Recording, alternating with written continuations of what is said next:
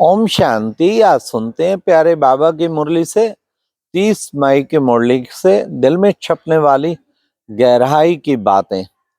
आज की मुरली में बाबा ने कितना अच्छा बार बार बच्चे पवित्र बनना, देही अभिमानी बन के पवित्र बनना, ये कोई मासी का घर नहीं है। इसका बच्चों को अभ्यास करना है।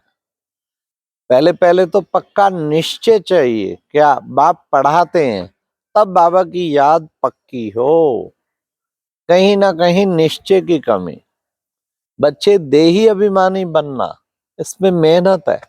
आत्मानी बनना, इसमें मेहनत है। और कोई की याद ना आए, देह पर दृष्टि ना जाए, ये पुरुषार्थ करना है। इसको कहा जाता है एक आत्मा ही सब नजर आए, शरीर नजर ना आए, इसको कहा जाता है कर्मातीत अवस्था। तो बच्चों को इसका अभ्यास करना है। फिर बाबा ने कितना अच्छा हम बच्चों को बताया कि बच्चे, ये शरीर तो एक दुम है और ये दुम की तरह लटका हुआ है। इसके द्वारा तुमको पार्ट बजाना है। ये शरीर, आत्मा इसके द्वारा पार्ट बजा रही है। तो बच्चों को घड़ी घड़ी इस आत्म अभिमानी की अवस्था को पक्का करना है। ये बच्चों से मेहनत होती नहीं है। ये आत्मक दृष्टि पूरी टिकती नहीं है। देह दिखाई ना दे। बाबा ने कितना आज वो कहा, इसी को कर्मातीत अवस्था इसी से बनेगी। हर समय जब आत्ममानी होंगे तो फिर बाबा ने आज कितना सुंदर बताया कि बच्चे, बाबा आज सतगुरुवार है ना, आज है भी सतगुरुवार। तो देखो बच्चे, वो गुरुवार कहते हैं। गुरुवार शब्द ठीक नहीं है, सतगुरुवार ठीक है। तो सतगुरु शिव बाबा को कहा जाता है। हाँ, बृहस्पतिवार भी कहते हैं।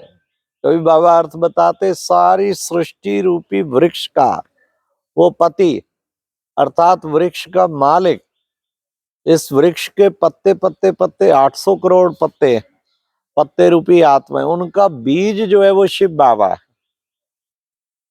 बाबा ने आज कहा सतगुरु बाबा सत्य है, ट्रुथ उसे कहा जाता है। तो उसी सतगुरु बाबा को ही याद करना है। फिर बाबा ने कहा कि बच्चे, ये देखो, ये विकारी ख्यालात जो है ना वो खत्म हो जाने चाहिए।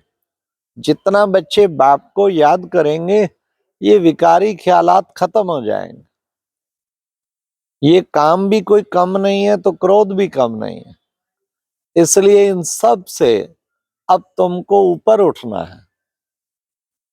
फिर बाबा ने कहा कि सतयुग में भी ऐसा नहीं है कि वो रास नहीं करते हैं, रास भी करते हैं, आपसी प्यार भी होता है, लेकिन विकारों की बांस नहीं होती। क्या शब्द दिया बाबा ने। कलयुग में विकारों की बांस। कलयुग में तो हाल क्या है, मामा चाचा काका रिश्तेदार आदि में भी अपनी बेटियों को भेजने में डर लगता है। क्यों? विकारी बांस है ना।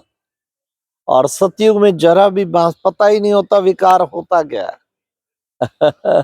इतनी शुद्ध नेचुरल आत्मानी दृष्टि होती है। तो आज बाबा ने कहा कि बच्चे, बाप की याद से ही तुम स्थिरियम हो जाएंगे।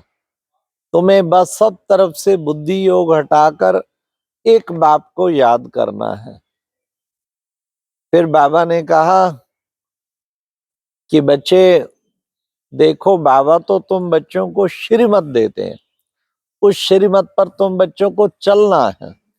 जितना श्रीमत पर चलेंगे उतना तुम श्रेष्ठ से श्रेष्ठ बनते जाएंगे।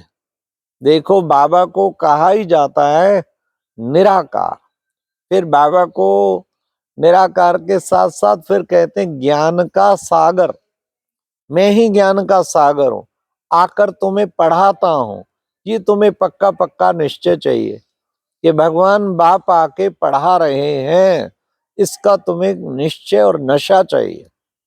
हर वक्त रूहानी नशा रहे, कौन इस वक्त पढ़ाते हैं? बाबा ने कहा ब्रह्मा भी आपकी तरह पढ़ रहा है, इसको भी मैं आके पढ़ाता हूं। इसको ज्ञान सागर नहीं कहेंगे, ज्ञान सागर तो निराकार परमात्मा है, वो आके तुम बच्चों को पढ़ाते हैं। ये तो गीता पढ़ता था, प्रवेश किया, कहीं गुरु किए, फिर आखिर सतगुरु ने प्रवेश कर लिया, सतगुरु मिल गया। तो सतगुरु तो फिर सदगति करेगा ना। इसलिए बाबा ने कहा मैं शांति का सागर भी हूं, ज्ञान का सागर भी हूं, सुख का सागर भी हूं। तुम बच्चों को सुख देता हूं, मेरा काम है सुख देना, विकारों का काम है दुख देना। मैं सब दुख मिटा करके सबको सुख देता हूं। फिर बाबा ने कहा कि बच्चे, एक ज्ञान से अपनी दृष्टि को परिवर्तन करना है। दृष्टि तब तक परिवर्तन नहीं होगी जब तक बुद्धि में ज्ञान का टपक टपक टप नहीं, हर वक्त बुद्धि में ज्ञान टपकता रहना चाहिए।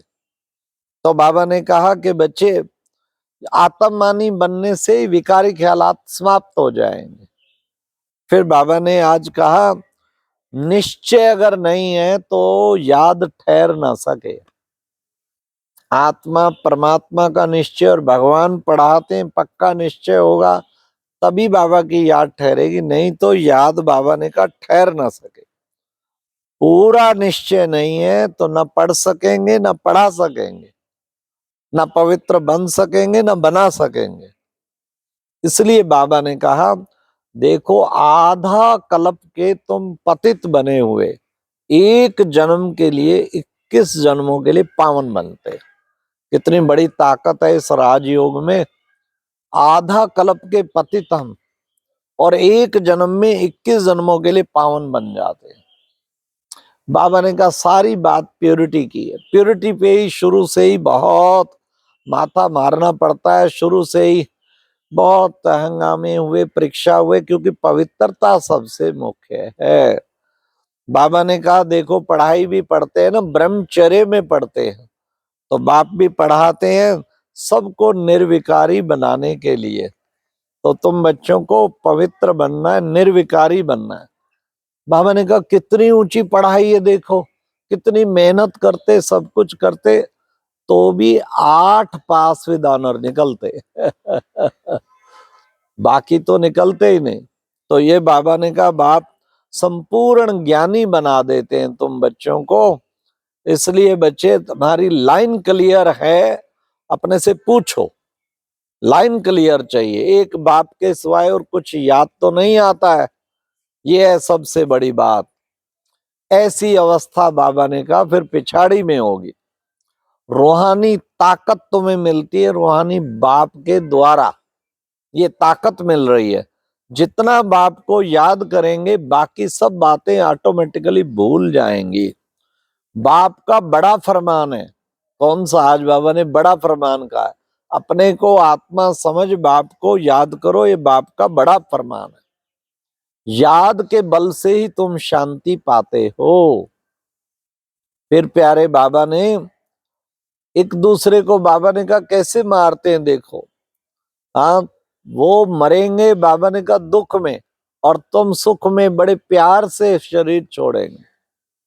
आज की मुरली में वरदान था कि बच्चे सेवा भाव से सेवा करते हुए आगे बढ़ने और बढ़ाने वाले निर्विघ्न सेवाधारी भाव, सेवा भाव, निमित्त भाव, बाप की सेवा का भाव, ये भाव ही भावना बताता है कैसी है।